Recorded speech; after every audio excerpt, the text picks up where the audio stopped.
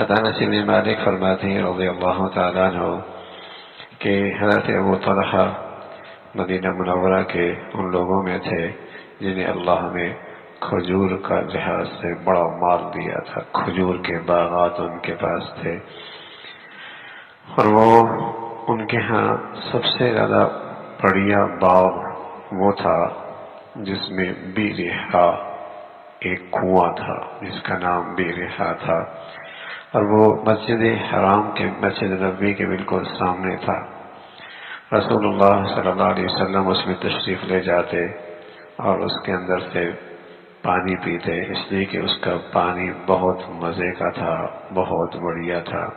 تو آپ علیہ الصلوۃ والسلام اس باغ میں بھی تشریف لے جایا کرتے تھے. حضرت انس فرماتے ہیں کہ جب قرآن کی یہ آیت اتری لن تنالوا البر حتى تنفقوا مما تحبون، تم نیکی کے اعلی درجے کو اس وقت تک نہیں پہنچ سکتے جب تک کہ تم اپنی محبوب ترین چیز اللہ کے راستے میں خرچ نہ کر دو. لن تنالوا البر حتى تنفقوا مما تحبون، تم نیکی کے اعلیٰ درجے تک نہیں پہنچ سکتے جب تک کہ تم اپنی محبوب ترین چیز اللہ کے راستے میں خرچ نہ کرو. ابو طلحہ فرماتے ہیں رضی اللہ تعالیٰ عنہ میں حضور علیہ الصلوۃ والسلام کی خدمت میں آیا اور اس کے یا رسول اللہ قرآن کی آیت آئی ہے، اللہ نے یوں فرمایا ہے اور میں نے اپنے مال پر نظر کی ہے، سارا مال پہ میں نے اپنی نظر کی ہے، تو مجھے اپنا یہ باغ اور اس کا یہ کنواں بہت پسند ہے، میں اسے اللہ کے راستے میں صدقہ کرنا چاہتا ہوں، اللہ کے راستے میں خرچ کرنا چاہتا ہوں اور میں نیکی کے اس درجے تک پہنچنا چاہتا ہوں تاکہ یہ چیز کل میری اللہ کے ہاں محفوظ اور ذخیرہ ہو جائے. یا رسول اللہ آپ اسے قبول فرما دیجیے، جیسے آپ چاہیں اسے خرچ کریں، آپ کو اختیار ہے، جیسے آپ مناسب سمجھیں آپ اسے استعمال فرمائیں. رسول اللہ صلی اللہ علیہ وسلم واہ بہت اچھی بات ہے بھائی، اور یہ مال بہت قیمتی ہے، یہ مال بہت ہی نفع کی چیز ہے.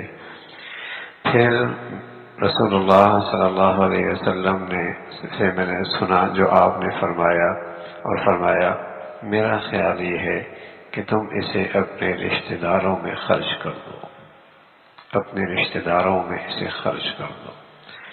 ابو طلحہ فرماتے ہیں کہ میں نے کہا یا رسول اللہ جیسے آپ کا ارشاد ہو، جیسے آپ کا ارشاد ہو. حضرت ابو طلحہ رضی اللہ تعالیٰ نے اسے اپنے رشتہ داروں میں خرچ کر دیا اور آپ کے رشتہ داروں میں حضرت حسان جیسے بھی تھے، ابی ابن کعب جیسے بڑے بڑے لوگ بھی تھے رضوان اللہ علیہم اجمعین. تو یوں اللہ کے نبی صلی اللہ علیہ وسلم کے اس ارشاد میں توجہ دلائی راہ خدا میں خرچ کرنا بہت بڑا عمل ہے، اور ساتھ یہ بھی بتایا کہ صحابہ جیسے لوگ بھی اپنا معاملہ حضور علیہ الصلوۃ والسلام کے پاس لے کے آتے اور فرماتے یا رسول اللہ آپ بتائیں ہم اسے کیسے خرچ کریں، ہم اسے کیسے خرچ کریں. اس پر محدثین نے لکھا فیہ مشاورۃ اہل العلم والفضل فی کیفیت الصدقات.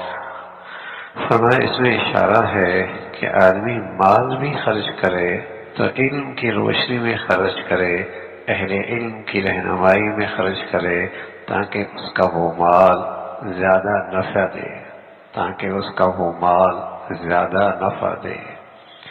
فرمایا اس میں اس بات کی طرف اشارہ ہے کہ اگر آدمی خرچ بھی کر رہا ہے تو علم کی روشنی میں کرے، اہل علم کی رہنمائی میں کرے، ورنہ بیچارہ آدمی مال خرچ کر دیتا ہے اور ایسی جگہ خرچ کرتا ہے جو اس کا مال سودی بینکوں میں رکھا رہتا ہے اور سود لوگ کھاتے رہتے ہیں اور اس سود سے لوگ اپنی NGOs چلاتے رہتے ہیں، اور یوں خرچ کرنے والا اس ایک اور وبال میں شریک ہو گیا اور بڑے عذاب میں شریک ہو گیا.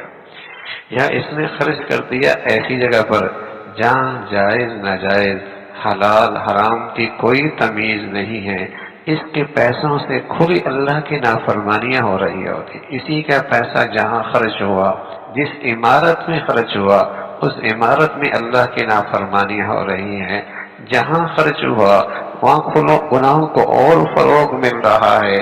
بظاہر اس نے صدقہ کیا لیکن نادانی میں کیا، نادانی میں کیا، غفلت میں کیا، بے خبری میں کیا. حضرت محدثین فرمانے لگے اس حدیث میں ہمیں یہ بات ملتی ہے کہ مشاورۃ اہل العلم والفضل فی کیفیت الصدقات، صدقات کے معاملے میں بھی علم کی روشنی ہونی چاہیے، اہل علم کی رہنمائی ہونی چاہیے. دیکھو بھائی، اگر ایک دانہ بیج کا گندم کا آپ نے ایسی زمین پہ ڈال دیا جو بنجر ہے، آپ نے اپنا بیج کا دانہ ضائع کر دیا، اور آپ نے ایک ایسی زمین پہ ڈالا جو بہت زرخیز ہے، بہت سرخیز ہے، اور اس سے ایک دانے سے 7 بالیاں نکلی اور ہر بالی کے اندر 100 دانے نکلے، تو ایک دانے سے 700 دانے ملے ہیں. سبحان اللہ. آپ کا بیج بھی ٹھیک ہو، یعنی آپ کا کمایا ہوا مال بھی لقمہ حلال ہو. لقمہ اس لیے کہ حرام کے صدقہ قبول نہیں ہوتا، حرام مال سے صدقہ قبول نہیں ہوتا، ناجائز مال سے صدقہ قبول نہیں ہوتا. آپ کا بیج بھی ٹھیک ہو، اور پھر ساتھ آپ جس زمین پہ وہ ڈال رہے ہیں، جس مصرف میں خرچ کر رہے ہیں، وہ بڑی زرخیز ہو، وہ بڑی زرخیز ہو، بڑی زرخیز ہو. آپ نے وہاں خرچ کیا. سبحان اللہ. رشتہ دار ہیں، ضرورت مند ہیں، دگنا ثواب ملے گا، دگنا ثواب ملے گا. ایک صلہ رحمی کا بھی ثواب ملے گا اور دوسرا صدقے کا بھی ثواب ملے گا. اور سبحان اللہ، اگر وہ رشتہ دار نیک ہوں، متقی ہوں، پرہیزگار ہوں، تو پھر یہ اجر و ثواب اور بڑھ جائے گا، یہ اجر و ثواب اور بڑھ جائے گا. تو اسی طرح صدقات کے مصارف کیسے ہیں، کہاں خرچ کیا ہے. ایسے شخص کو دیا جس نے تیرے صدقے سے توانائی پائی اور گناہ اور طاقتور ہو گیا، جس نے تیرے صدقے سے قوت پائی اور جرم اور طاقتور ہو گیا، جس نے تیرے گناہوں سے طاقت پائی اور اس نے گناہوں کو اور فروغ دیا، یہ بھی خرچ کرنے والا ہے، یہ بھی خرچ کرنے والا ہے. ایسے بے دین کو تو نے سہارا دیا، ایسے بے دین کو سہارا دیا.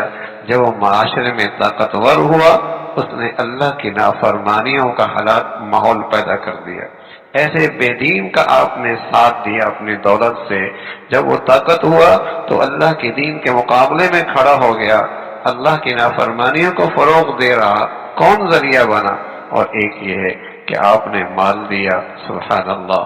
خیر پھیلی ہے، بھلائی پھیلی ہے، نیکی پھیلی ہے، تقوی پھیلا ہے، دین کی حفاظت ہوئی ہے، دین کی حفاظت ہوئی ہے، دین کی اشاعت ہوئی ہے. اور سبحان اللہ، آپ کا صدقہ بھی ہو گیا اور قیامت تک آپ کے لیے صدقہ جاریہ بھی ہو گیا.